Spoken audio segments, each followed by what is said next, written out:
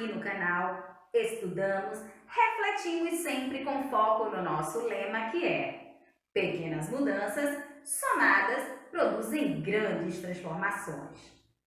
No nosso estudo de hoje, teremos noções de fração e falaremos também sobre ansiedade versus pandemia. Tema sugerido pelo nosso amigo Adelson Almeida. Uma fração representa uma ou mais partes de algo que foi dividido em partes iguais. De forma sintetizada, dizemos que frações são partes de um inteiro. Vamos entender melhor essa definição na prática. Estão prontos? Venham comigo! Para facilitar o nosso estudo, a nossa compreensão, vamos utilizar dois exemplos clássicos. Vamos imaginar uma barrinha de chocolate e uma pizza média de 4 fatias. Dica vai comer o chocolate, mas não vai comer todo. Considerando que a nossa barrinha de chocolate é o inteiro, então esse nosso inteiro foi dividido em 5 partes iguais e Dica vai comer 4. E como que nós iremos representar essa fração?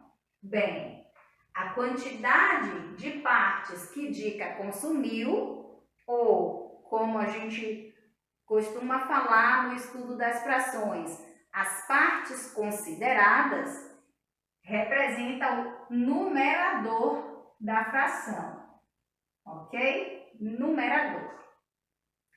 E as 5 partes em que a barrinha foi dividida é o nosso denominador. Então, dizemos que o nosso inteiro foi dividido em 5 partes iguais e 4 partes foram consideradas. E como é que nós vamos ler essa fração? 4/5. A mesma ideia vamos usar no exemplo da pizza média. Eu comprei uma pizza para as minhas filhas. Julinha comeu 2 fatias e deixou as outras 2 para Lorena. Dizemos então que Julinha comeu 2 partes de 4. Então, a pizza foi dividida em 4 partes iguais e Julinha consumiu 2 delas. Como é que se lê essa fração? 2/4. É interessante a gente notar que a pizza, ou seja, como um todo, é como se a gente dissesse que Julinha comeu a metade da pizza. Conseguem perceber? Pois é. Então, ao invés de dividir por 4, vamos imaginar que essa pizza foi dividida em 2 partes iguais. Dizemos então que Julinha comeu uma parte de 2. Ou seja, como é que a gente lê essa fração? 1/2. 1/2 que Julinha comeu. Uma outra observação é que 2/4 é equivalente a 1/2, ou seja, 2/4 é o mesmo que 1/2. Ok? Bem, gente, esses são os conhecimentos básicos no estudo das frações. Aproveito para ressaltar a importância de aprofundarmos os nossos assuntos, pesquisando, buscando informações a mais. Uma forma muito prazerosa de estudar, especialmente para quem tem filhos em idade escolar, é sentando junto com eles para estudar. Será uma experiência incrível, maravilhosa. Experimente. Para quem não tem filhos, é muito valioso fazer buscas em sites ou canais de professores especializados nas respectivas áreas, né, de interesse. Então, dessa forma, vocês vão obter mais conhecimentos. Ou seja, aqui é uma noção básica, né, esse conhecimento inicial, e é necessário que vocês façam essa busca, especialmente com professores especializados. Ok? Vamos fazer uma analogia do assunto estudado com a ansiedade? Antes de iniciarmos a nossa conversa sobre ansiedade, é importante ressaltar que existe o tão falado transtorno da ansiedade, mas para identificá-lo é necessário um diagnóstico por parte de um profissional da área devidamente qualificado e autorizado para tal. Aproveito para esclarecer que não é desse tipo de ansiedade que trataremos aqui. A ansiedade é uma forma natural de defesa do nosso organismo. Quando estamos frente a possíveis ameaças, ela ativa o nosso instinto de conservação, nos ajudando assim a reagir de forma preventiva. Determinadas circunstâncias, como por exemplo, o primeiro dia no novo emprego ou qualquer outro evento novo e importante para a nossa vida, também geram em nós uma ansiedade natural. Assim como o medo, que já conversamos aqui em outro vídeo, a ansiedade torna-se prejudicial a partir do momento em que ela começa a nos limitar, principalmente quando, na ânsia de nos livrarmos de um possível perigo, que nem sempre é real, ou de experimentar um novo evento importante para a nossa vida, ela diminui consideravelmente a nossa capacidade de ler e interpretar as situações. Para ilustrar esse conceito de ansiedade, vamos retomar o exemplo de fração. Imaginemos que a barrinha de chocolate é a situação que representa perigo ou o evento novo importante para a nossa vida. Então, uma pessoa com a visão limitada pela ansiedade irá ver apenas alguns fragmentos, algumas partes, e isso irá prejudicar a análise da situação como um todo, dificultando assim tomar uma decisão que seja eficiente e eficaz. Eu vou ler para vocês, para ajudar a nossa reflexão, uma parábola muito conhecida e que ilustra muito bem essa limitação das percepções, ou seja, essa visão fragmentada da situação quando estamos dominados pela ansiedade. É a parábola do velho lenhador. Eu não encontrei o autor, me parece que é um autor desconhecido. Certa vez, um velho lenhador, conhecido por sempre vencer os torneios que participava, foi desafiado por um outro lenhador jovem e forte para uma disputa. A competição chamou a atenção de todos os moradores da localidade.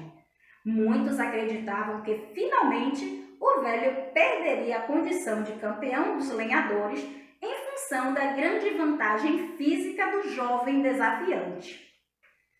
No dia marcado, os dois competidores começaram a disputa, na qual o jovem se entregou com grande energia e convicto de que seria o novo campeão.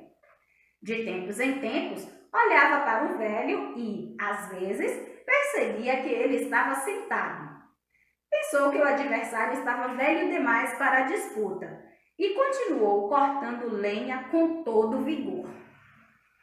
Ao final do prazo, ao final do prazo estipulado para a competição, foram medir a produtividade dos 2 lenhadores e, pasmem, o velho vencera novamente por larga margem aquele jovem e forte lenhador.